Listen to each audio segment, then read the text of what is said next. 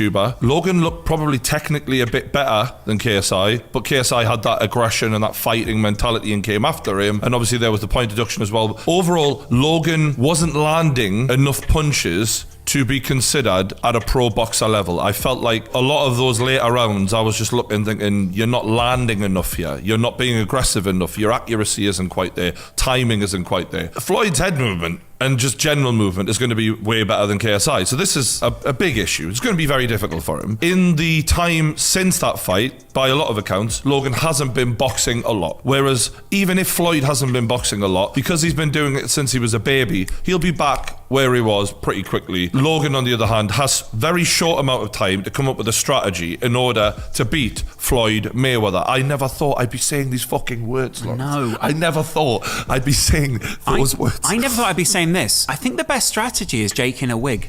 Jake does look good in his last fight. Yeah. So the size difference is massive. We're talking 5'6.5" versus 6'3.5". Mayweather 150 pounds, Logan 200 pounds. Yes, the skill is completely different, but Mayweather is used to fighting other smaller guys. Logan is huge. You got to use your reach. You got to use your jab. In my opinion, the jab of Logan is what could potentially win him this fight, because you haven't got all the time in the world to fucking make the, like, Mayweather is not going to hit that hard for Logan to take. Trust me on this.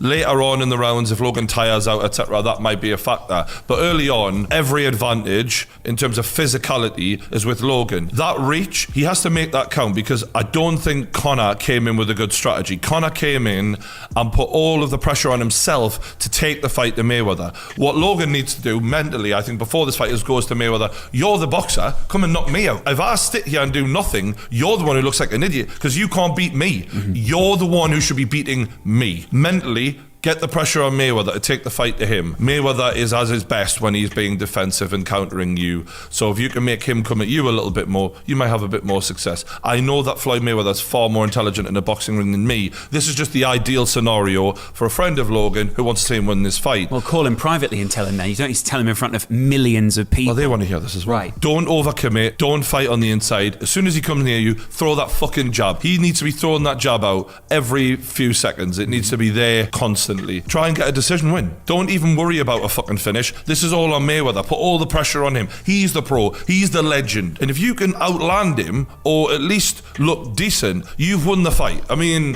whether or not you actually win or not, who gives a shit? If you make Floyd Mayweather look crap in any way, you've won. Right. This basically just makes Logan Paul the biggest star on YouTube, by the way. Like, it just does. The biggest thing a YouTuber's ever done. You know, I'm not knocking anyone else. You got KSI, who's took it to new levels, PewDiePie, all of these big YouTubers have done great things. This is out of this world. You know, he's gone to mainstream. Like, when him and KSI fought, like, a lot of people in the entertainment industry, boxing industry covered it. But this is, the whole world will be talking about Logan Paul now.